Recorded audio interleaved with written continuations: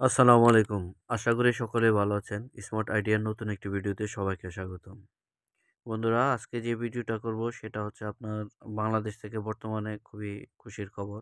ইউরোপের ৮ টা দেশের যে আ একটা এম্বাসির মাধ্যমে ইউরোপের ৮ টা দেশে আপনারা বর্তমানে বাংলাদেশ থেকেই ইন্ডিয়া না যেয়ে বাংলাদেশ থেকে ফাইল সাবমিট করা যাবে। তো সেই বিষয়ে আমি বলব যে কোন দেশের যে আপনারা জানেন যে বাংলাদেশে সুইডেনের এম্বাসি আছে। সুইডেনের এম্বাসির মাধ্যমে আপনি ইউরোপের টোটাল সেনজেনভুক্ত ৮ টি দেশের আ ফাইল জমা করতে পারবেন। মানে তাদের এম্বাসিতে আপনি ফাইল জমা করতে পারবেন। তাদের মাধ্যমে ভিসা কালেক্ট করতে পারবেন বাংলাদেশ থেকে। আপনাকে আর ইন্ডিয়া কষ্ট করে যেতে হবে না।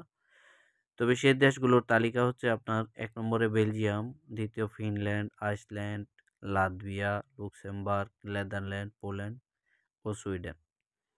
এতদিন এগুলা দেশের ভিসা নিতে হলে আপনার বাংলাদেশে এই দূতাবাসের মাধ্যমে যে সুইডেন দূতাবাসের মাধ্যমে নেওয়া যেত না। ইন্ডিয়াতে যেয়ে ফাইল সাবমিট করা লাগতো। কিন্তু এখন থেকে আপনারা বাংলাদেশে বসেই সুইডেন এম্বাসির মাধ্যমে আপনি যদি এই ফাইলগুলা জমা করেন, তাহলে ইউরোপের এই ৮ টা দেশের ভিসা আপনার বাংলাদেশ থেকে পাওয়া সম্ভব।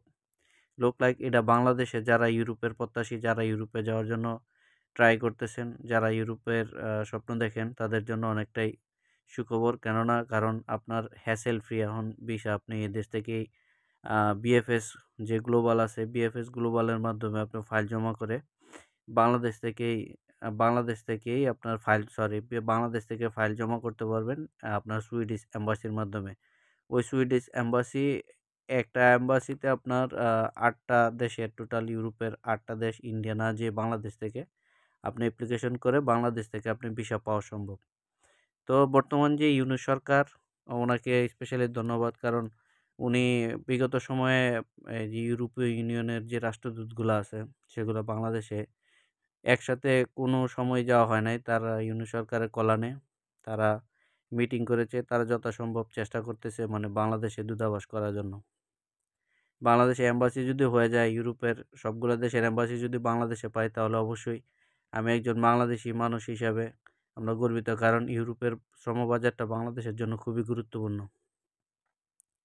বাংলাদেশের যে অর্থনীতি আছে, অর্থনীতির মূল চালিকা শক্তি বর্তমানে যারা প্রবাসী আছে বা বাংলাদেশ তথা ইউরোপের তথা সারা পৃথিবীর আনাচে-কানাচে যত মানুষ আছে সব প্রবাসীরাই বাংলাদেশের অর্থনৈতিক চালিকা শক্তি।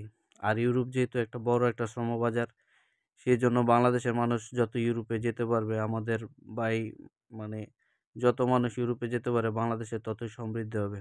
তা আমরা চাই ইউরোপের সবগুলা এম্বাসি বাংলাদেশে হোক, এই কামনা আমাদের। তো এই ছিল আজকের আপডেট যে বাংলাদেশ থেকে এখন আর কষ্ট করে ইন্ডিয়া না যেয়ে আপনি ৮ টা ইউরোপের সেনজেনভুক্ত ৮ টা দেশে ফাইল জমা করতে পারবেন। সবাইকে ধন্যবাদ। আসসালামু আলাইকুম।